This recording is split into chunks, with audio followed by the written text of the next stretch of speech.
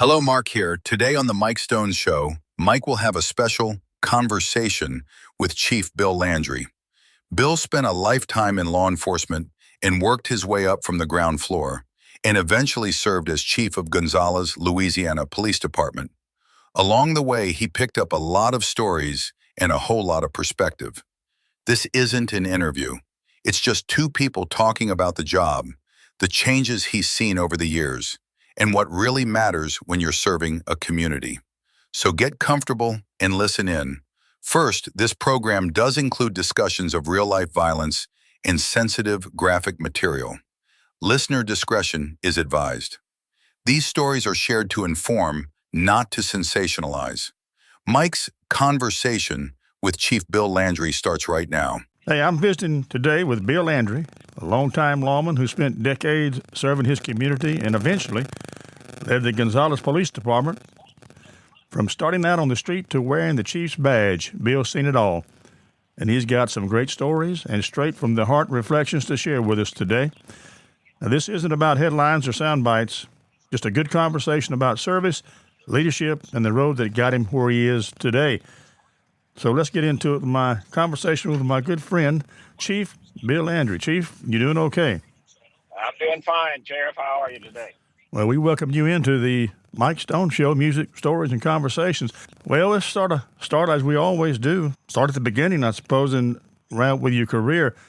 In 1974, I believe you had in your bio that you started your career there. So I got to ask you the first questions. How did you become interested in the law enforcement maybe career, and how did that come about?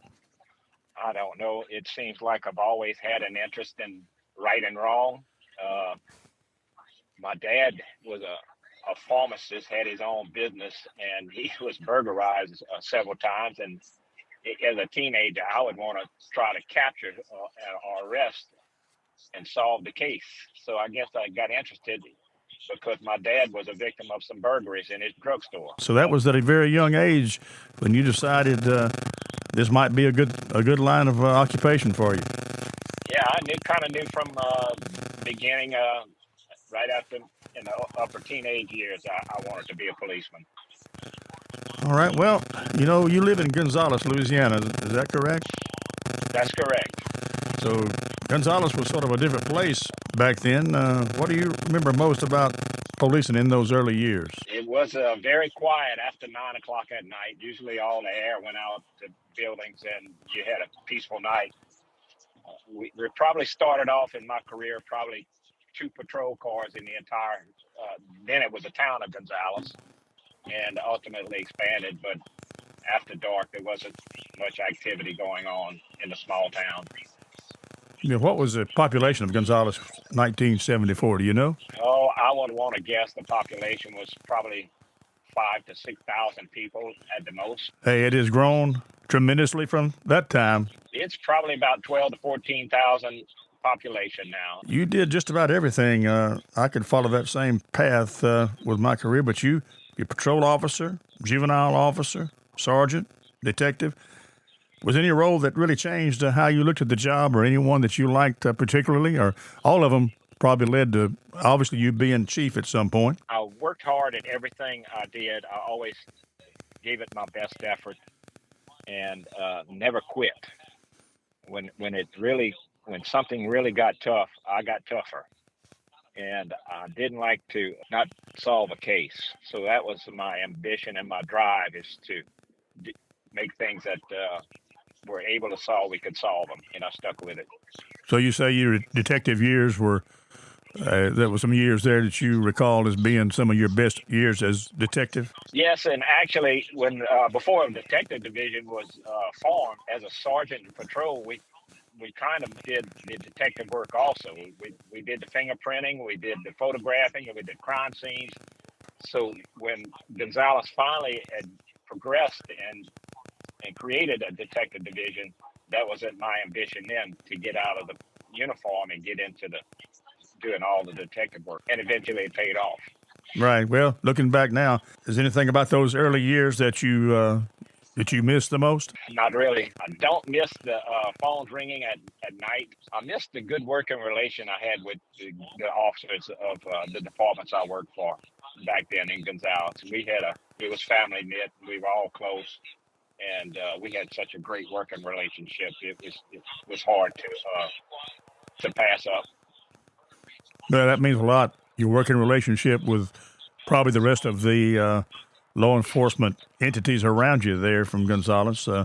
So I'm sure that was that's an important thing, and still is a very important thing. Yes, it is. Yes, it is. You're right.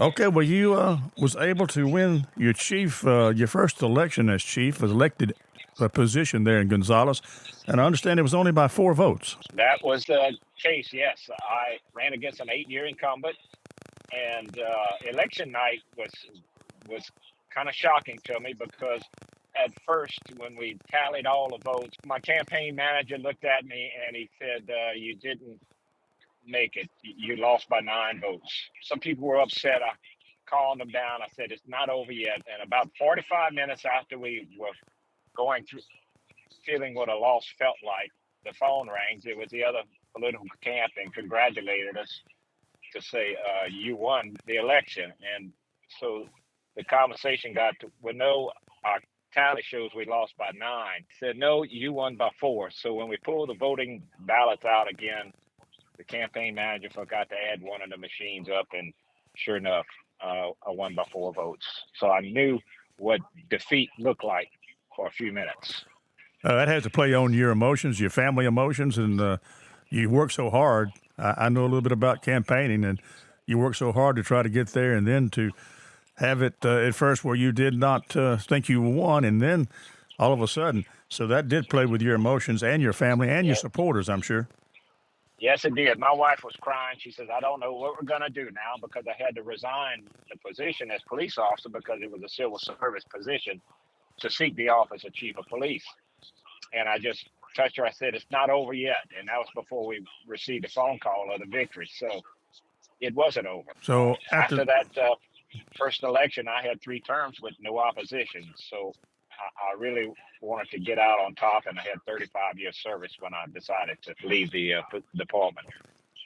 what do you think the good folks there in Gonzales, what do you think they really saw? You had 3 terms, as you said, unopposed. What do you think that was the reason for that, Chief? You treated people like they needed to be treated, and when you could give somebody a break, you gave them a break. You were always present.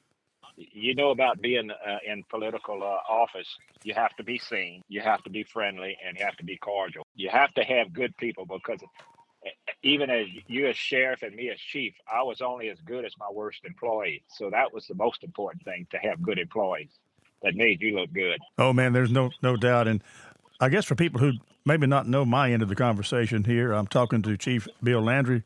Gonzales had several positions. This is Mike Stone with the Mike Stone Show, and I had 44 years and 16 as sheriff in Lincoln Parish here in Louisiana. So we are talking about similar things, but I think it'll be of great interest here, and already been of great interest to me talking to Chief Landry. So, Chief, you were involved there in some cases that made some big news, man. Let's start with that ski mask rapist. Wow. What do you remember most about that case? Well, I can remember one night we had one of these be on the lookout from Troop A about a car that had a suspect vehicle that had committed a rape around the Briarwood area of Baton Rouge. And this was probably maybe almost a year before the incident happened in Gonzales. And I was talking on the radio and made a comment that if he comes here, he's going to get caught. He better not come south on Airline. And as time went by, one night while on patrol, I was kind of car shopping. I saw this red Trans Am parked in the parking lot with Texas tags. And I was in the market for Trans Am or Grand Prix, and I stopped and looked at it. Didn't realize that was the car involved in a crime here in Gonzales. And I asked the guy from the crime lab if a red Trans Am meant anything, because an hour or so later, after I looked at that car, the victim's car was stolen, and it would have been parked right on side of where the red Trans Am was parked. So that's how the association came.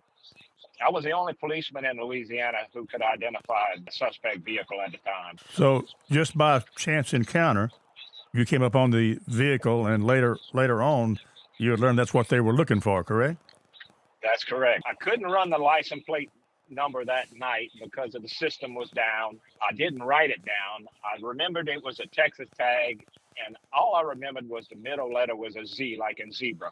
I was placed under hypnosis by a hypnotist from state police to see if I could recall the license plate number, which helped a little bit, but ultimately a state trooper in Lake Charles, Louisiana, found the car, and I was able to look at it at 2 o'clock in the morning. I was able to say that's the same vehicle I saw the night of the crime. So the conclusion of that whole case there, Chief, you said someone in Lake Charles? That's correct. He was a sergeant with the state police who happened to be off duty and saw this red Trans Am and knew the red Trans Am could be a possible link to the serial rapist. And so it matched the Texas tags and it fit all the descriptions. So I left with a trooper from Baton Rouge, Louisiana to Lake Charles, Louisiana. We made that trip in an hour and 20 minutes. We were flying. I imagine so. Not easy to forget that little trip, I would imagine. Actually apprehending this ski mask rapist, and I guess he got his name from the ski mask, I would suppose. He wore a ski mask. That's correct. He wore a ski mask on all his crimes. Ultimately, when everything was solved, I think he was linked to 62 serial rapes across the United States. My goodness. Well, kudos to you and all the rest of the folks working on that. What year was that in, Chief? His apprehension was in Thanksgiving weekend of 1981, and he was ultimately sentenced to 26 life sentences and 1,800 years. Well, I think it'd be safe to say that the ski mask rapist is safely secured. That's correct. Yep. Yes, and thanks to Angola. Very good, and thanks again to your good police work there. Very good police work. Now, the Red Parish's serial murder, that was another case, right? That was very intense. That was around 1997. We had started linking some homicides in the River Parish area that was been Ascension, where we are, St. James and St. John Parish. We did everything we could to link them, a lot of similarities in the case, and some information had developed about reason for the crimes. Apparently it was a motive, could have been cash or valuables. What was shocking about that, interesting about that, I sought the assistance of a psychic. I made contact with a psychic in Honolulu, Hawaii, Rose. Her name was Rose. And the reason I got in touch with Rose is because a friend of mine, a high school classmate of mine, parents were friends with one of the victims. I sent Rose a picture of the victim and a personal item, which was a kerchief. And when she called me back, she gave me some really interesting information, and she described the suspect. She did tell me the accomplice was a female, and the female was not necessarily, could have been his wife or his girlfriend. She also went on to say the accomplice name was either Brandy or Cindy. And she said if it's Cindy, she spells her name Cyndi. So after the crime was solved and Daniel was picked up, the accomplice in the case was his girlfriend, and her name was Cindy, Cyndi.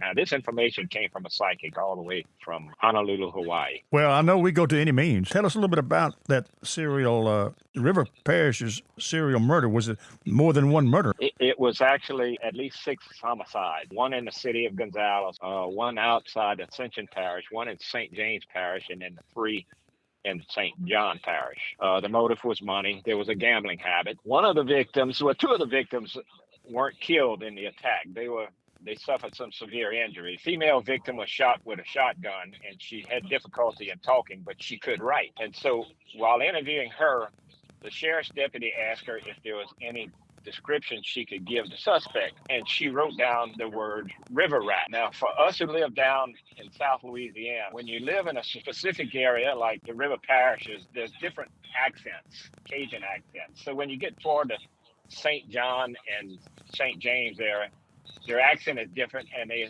referred to as river rats. Well, what was funny about this, or odd about this, is when the suspect was arrested, his nickname was River Rat, and the psychic even wrote down the name River Rat. So that was strange in itself, but that helped in solving the case also. So you brought back the information that you had gotten in Hawaii from the psychic, and you passed that on to your fellow law enforcement officers, I suppose. We passed it on. I only spoke to the psychic by phone, 2 years later, Court TV did a special on it, Psychic Investigator, and I'm on YouTube somewhere with the Psychic Investigator on a 30-minute program. She was real. If you got to really believe that a psychic can do that for you, or it doesn't, just don't do it. But some people have that knack, and that's a gift from God, I believe, so people who can see that and do that for you. Yeah, there's a whole host of people out there who claim they can do it, but I've seen some of those shows, and there are a few people. That has to come from another dimension, another zone there, really, Chief. But as we said, you go to any lengths to try to solve, especially murder, rape, things like that. You'll go to any length to try to solve that, and I know that's what was in your mind. Yes, we did. That's correct. First time I met her was 2 years after the case was solved. She has since passed away, though. Cancer has taken her toll. Okay, well, you had another very, very tragic situation. I know the tragic church shooting there.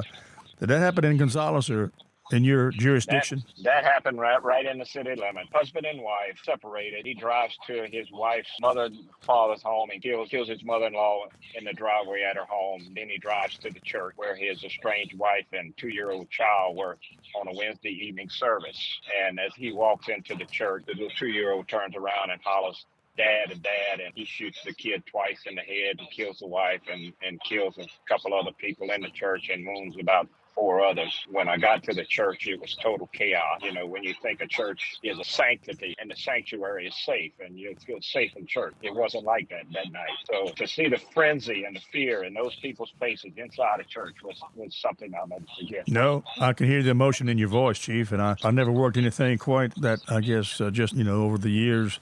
I've worked a few bad things, but I don't think anything in that magnitude. Were you chief at that time? Yes, I was. And so we found the guy hiding in a shed not far from the church. Had the SWAT team come in, and of course that night there was an accidental discharge from a weapon, and the suspect caught a bullet in the spine. Well, he got the death sentence, but he's confined to a wheelchair at Angola now.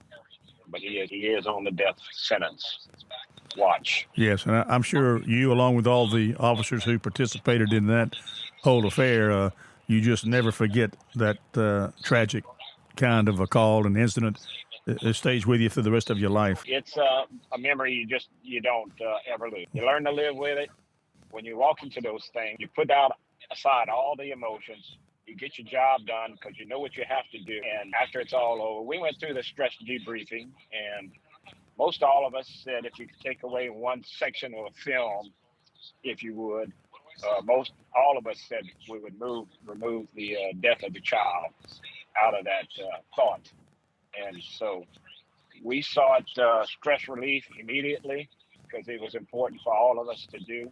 And we moved on, and we were successful. Well, Chief, let's move on to something probably a little bit better memory for you here. You became chief in what year? I took office January 1st of 1993. 1993. I knew it wasn't too long until you and several of us had a great experience, and we're gonna talk about that. That experience would be the FBI National Academy. Chief, let me, if you don't mind, let me just read here what this FBI National Academy, what it's about, so people, our listeners, will know what that special academy is about. So I'm going to read just a brief thing here, and then we'll talk about your entry into the academy. So here's what I found: the FBI National Academy, very prestigious professional training program, run by the Federal Bureau of Investigation, the FBI, in Quantico, Virginia. It offers a 10-week advanced course of study for law enforcement leaders from across the United States and around the world, focusing on areas like leadership,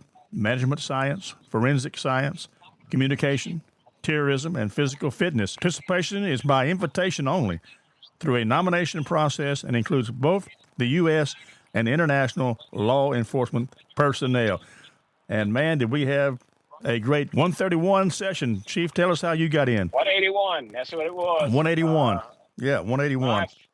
My friend Murphy Painter, who had attended the FBI Academy, was one of the state officers at the time. He submitted my name, and within 7 months of submittal, I got accepted to attend. That was your entry from somebody who had already participated and been in the academy. So there's a lot of paperwork and a lot of preparation to get into the academy, Chief. I know it's Yes, it probably, was. it's about a 2-year process. How long did it take for your process and paperwork to get completed?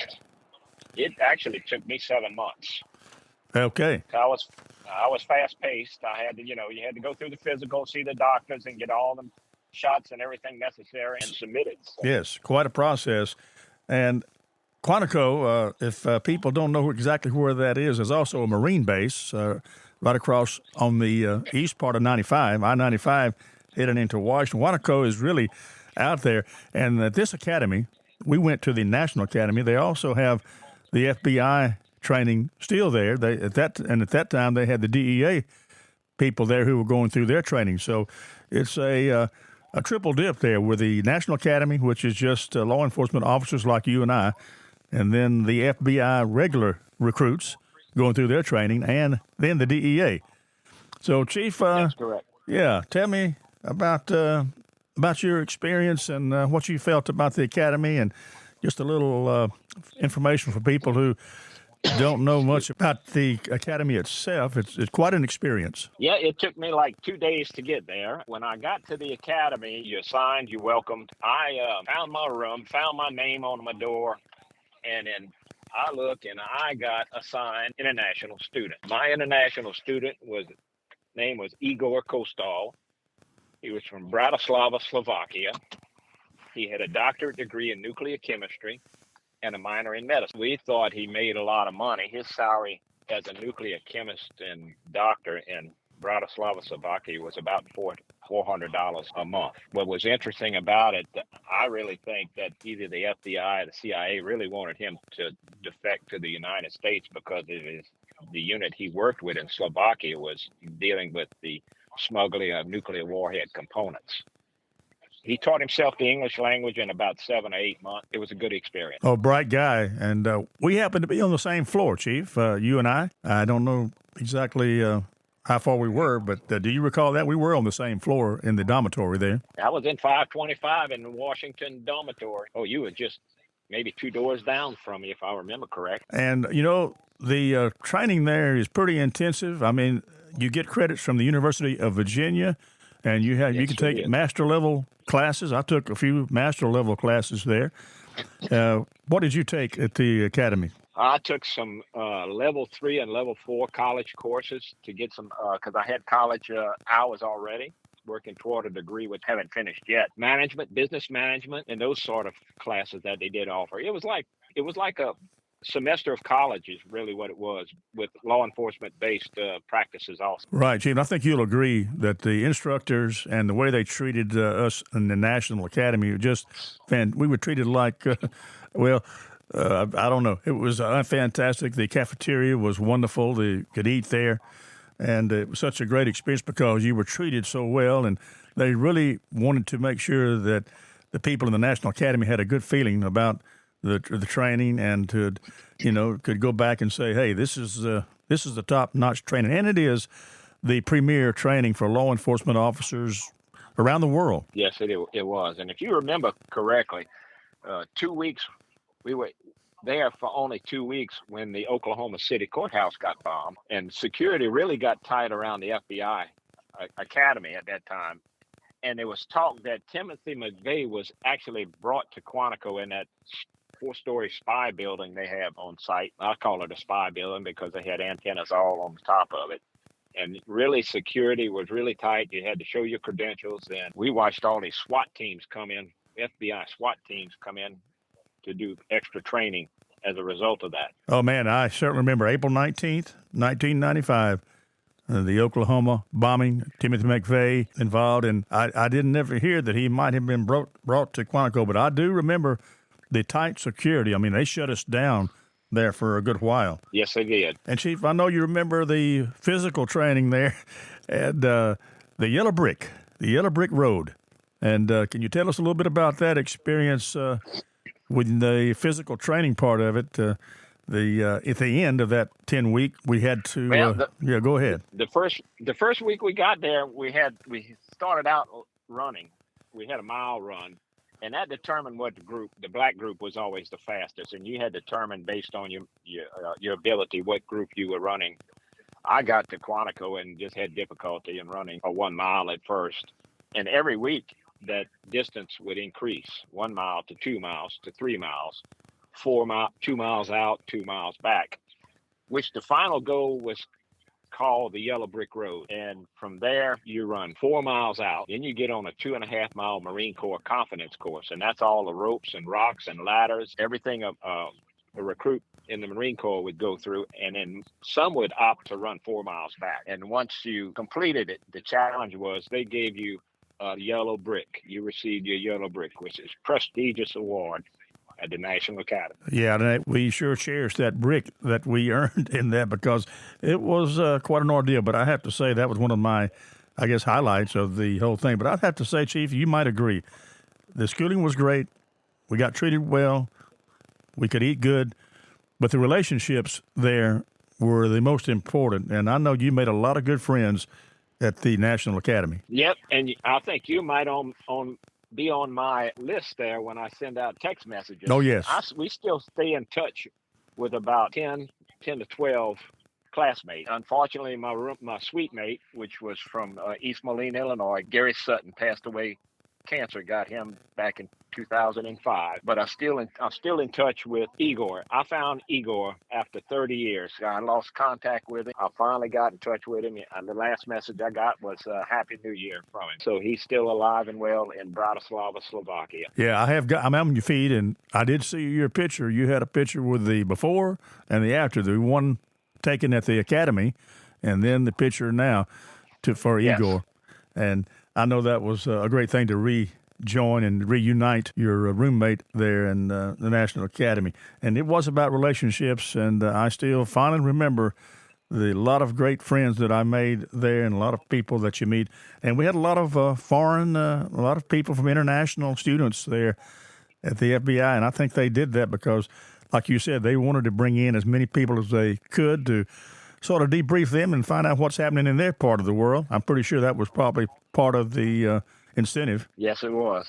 Yep, it's good memories. It's the best experience in law enforcement out of my career so far. I'm still in law enforcement. Yeah, we'll talk about that at the end. But, yeah, it looks pretty good on your resume, that's for sure, to have the FBI National Academy in Quantico, Virginia. And they're still having sessions there, I think 2 a year, right? Yes, maybe sometimes more than 2 a year. I know, for instance, right now, the chief deputy from Lafayette Parish Sheriff's Office is there right now. Okay.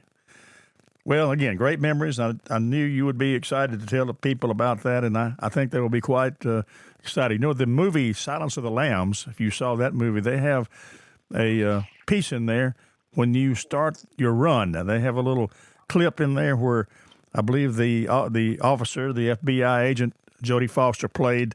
She's about to go on a run, and you remember those signs there they had about, I don't know exactly what they said, but there was a series of signs on a tree that just said, buff up or be tough or whatever, Yep, those signs are for real at the academy. That just wasn't a movie prop. Exactly. From there, you came back, and, of course, you were still chief when you came back. That was in 95, so how much longer did you serve as chief? I served and I retired December the 31st of 2008. Had a long, great career there as chief after you came back from the academy. And, of course, later, you became the president of the Louisiana Association of Chiefs of Police, which is a great honor, a great accomplishment there.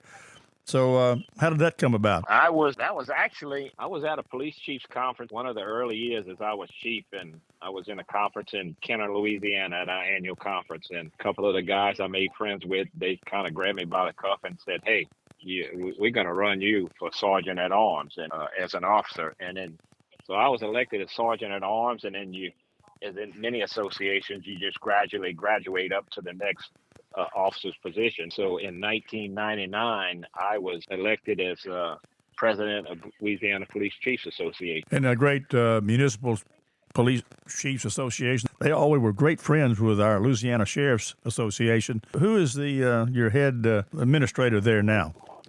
Well, before the current one, it was Norman Ferracci was one of them, and now it's Fabian Blanche is the current executive director of the Chiefs Association. He's been there for quite a few years now. Fabian, that's who I was trying to think of. Great guy and Yeah. easy to work with, and we've had a great relationship with him with our Sheriff's Association as well. So then you also spent 25 years on the Louisiana Commission on Law Enforcement. Tell the folks just briefly, what is that Louisiana Commission on Law Enforcement? What's that about? So, as being the first seat I had on that commission was as the police chief, the president of the Chiefs Association gets an automatic seat on that commission. And after that, after that 4 years, I would keep submitting my name to be reappointed. And ultimately, after Governor Landry, he decided just to make some changes. And I always thought that being last name Landry, I might have a good shot at maintaining a position on it from Governor Landry. But the Commission on Law Enforcement sees all grants, whether it be training grants, DARE applications, post to qualification, everything that deals with training and law enforcement statewide, and monies from federal government go through the Commission on Law Enforcement. I served on a couple of committees there with the commission, and you're right.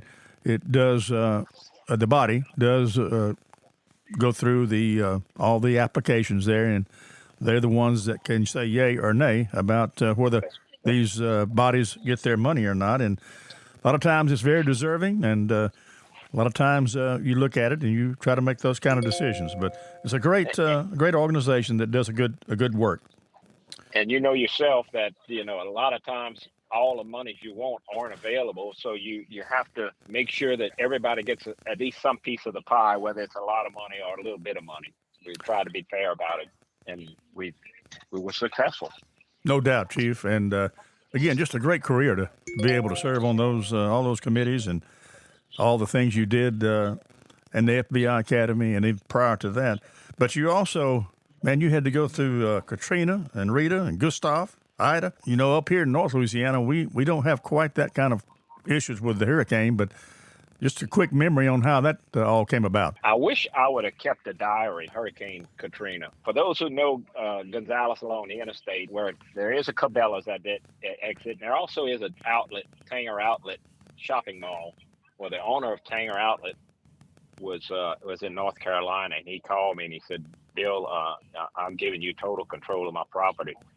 What you had to say so and what goes on." When the National Guard troops came from all over Oklahoma, wherever they were coming from, we set up a fuel distribution center in the Tanger Outlet. But from a city of about 10,000 then, overnight we turned into a city of over 250,000 for every evacuee that was coming out of New Orleans. We've seen traffic backed up, dead stop from both Airline Highway and Interstate 10 for 35 or 40 miles at a time. Gracious. And just to see the things that it was a lot of terror, it was a lot of rumors, there was threat, talks of carjacking and shootings everywhere in Gonzales, and the sheriff and I had to get on TV and create a public service announcement that stay calm, none of this is true, there was nothing but vicious rumors. You had to understand these people were coming out of New Orleans that just didn't have anything. We had New Orleans police officers show up looking for food. They hadn't had showers or anything to eat in several days, and we would offer them our showers and our food, and they'd head back to New Orleans and get to work. There was a lot of rumors floating around. How much was true and how much wasn't true, I don't know, but we dealt with each one as it came about. We didn't have a day off manpower-wise over a month. We went 12 hours, 12 on, 12 off, 12 on, 12 off. I split my department up into two big teams. That's how we handled it. In those kind of situations, I was going to ask you, what kind of, it takes a lot of leadership. But when you're in the midst of that, you don't even think about it. You do your job, you do what you're supposed to do. And I suppose that's probably what you would say as well. You had to lead. You were the chief in Gonzales. No matter 10,000, 200,000, you were still the chief. You had to lead out. You had to, yes, and you had to just take every day. I would see officers who would get frustrated, and the temperaments would change as the longer we went on, and would have to caution them to say, "Okay, guys, let's calm down. We're all in this together. It's just another day. Let's get today done. We'll worry about tomorrow when it gets here." In the midst of Hurricane Katrina, here comes Hurricane Rita. And although it hit toward the southwest part of Louisiana, we still had some of the effects of it. Then you throw in Hurricane Gustav in 2008, Hurricane Ida after I retired, but Gustav was the one that caused some plenty damage on my home also. Yeah, there was a whole series there with, of course, Katrina is the one everybody remembers, but those other ones were also destructive. Did cause some problems there, I'm sure, in your town. Well, yes. So you retired in 2008, but clearly you weren't done at that time. How old were you when you retired, Chief? Let's see. I was 55 years old when I retired. That's right. That's what my figure said there. I got here that you went to work with Cabela's for a while. I was a firearm specialist at Cabela's. I had some heart issues a year after I retired. I got that straight. My doctor looked at me on one of my visits. He said, a lazy mind is worse than a lazy body, so you need to go find something to do. And Cabela's was a little not very old at that time, and I went to work at Cabela's as firearm specialist. One of the best jobs I had, but I spent too much money over there getting firearm discounts. I can very much see that. But you knew everybody. Everybody come in Cabela's, and you probably knew most everybody, and they felt comfortable, dealing with you there, I'm sure. So what pulled you back into law enforcement again, Chief? Well, when I first retired in 2008, I get a call from then Sheriff Wiley, who says, I got just the position for you. Gave your name to Governor Jindal. He said, you're going to be appointed as chairman of the Juvenile Justice Board statewide. You couldn't be active law enforcement. So I just said, okay, let's try it out. If I don't like it, I'll give it up. But I stayed there for quite a few years till I got back into law enforcement after about a 4 or 5 year run as chairman of the Juvenile Justice Board. I did a little courthouse security for the sheriff. So one day I'm up at Shreveport at a police chiefs convention in July of 2015. That same day you were actually getting sworn in as president of the Sheriff's Association, if my memory serves me correct. I ran into Colonel Edmiston at the Hilton Conference Center in Shreveport. He was passed by to stick his head in at the Chiefs Conference. He asked me what I was doing, and I said, not really much, Colonel. I'm doing a little stint with the sheriff, but I did take a state civil service test. And he said, would you want to come to work for me? And my response was, under 2 conditions. One, you tell me what I would be doing and how much you pay it. So from September the 21st of 2015, I went to work as a criminal investigator with the state police in the gaming enforcement division. And I flew with casino licenses and corporate licenses, and then ultimately video poker truck stop statewide until just right after the first of the year. I have been moved to internal affairs. I'm doing background investigations on applicants to include any civilian employee and ultimately cadet applicants also. Well, what a great job for you, Chief. That would be right down your lane there to be able to look at all of that and the video and the poker and the casino situation. I'm sure you were very diligent in making sure people did what they were supposed to do and had the right paperwork at the right time. You had to have all your paperwork in order. That is a whole different world. The monies that gaming, it's not gambling in Louisiana, it's gaming, but the monies that are generated as a result of gaming in Louisiana really helps our economy out. Otherwise, we would be almost in bad shape. I'm so glad you don't have any plans to give it up anytime soon. I keep rolling along. Well, I don't want to sit home and do nothing. To me, law enforcement was not a job. It's a calling, and I'm still here. Well, you said it right there. We are coming close, Chief, to the close of our conversation. But, man, I have really, really enjoyed talking with you. And I wouldn't want to leave our conversation without talking about your family, because I know that's a very big part of your whole career. Your wife, Amy, and been with you all these years through elections and through all the different jobs, through all the tragedies and all the good times. And now you're a grandfather. I am, of 3. And I know you had a big family yourself. You had, 7 brothers and sisters all together? There's 8 of us all together, 7, but I have 7 brothers and sisters. I'm actually a twin. My twin brother retired from the state police. Yes, I did know that. Well, going way back with my association with you, I knew you were a twin, and And very, very much, I guess is that fraternal or paternal? I don't know. You very much look alike, that's for sure. That is maternal. Okay. Well, Yep. how was it? How was it being a twin, Chief, growing up? Well, it had its. It's hard to realize that I always had a close friend. I didn't know what it was ever like to be an individual, and you always had somebody you confided in. You always had a playmate. Twins are very special, and unless you're a twin, you don't realize how close they are. So for me to think as I would imagine growing up as I can't figure that out. And we're still close today. Matter of fact, we're neighbors. Yeah, you said you had three grandchildren there, and how many children did you have? I have a daughter and a son too. My son works in Baton Rouge. He was a police officer for like 13 years and had a change of heart and is doing another job now. My daughter is in the Ascension school system where she's been for over 20 years. Now she has grandchildren, all belong to her. Her oldest son is a baseball player, junior high school baseball player at East Ascension High School. The granddaughter is a dancer on the East Ascension Spartanet dance team. She's president of the East Ascension Booster Club. And the little 11-year-old is playing baseball, and he throws right, he pitches, and he switch hits. So he's going to be a good little athlete also. Yeah, I know that keeps you busy staying up with them and watching them and their life and their journey for sure. And you have sort of a unique situation with your sister has a son. Your nephew is associated with the Savannah Bananas. I think he is a coach of maybe the Firehouse, or is that correct? Well, let's see. He went to school in Ruston.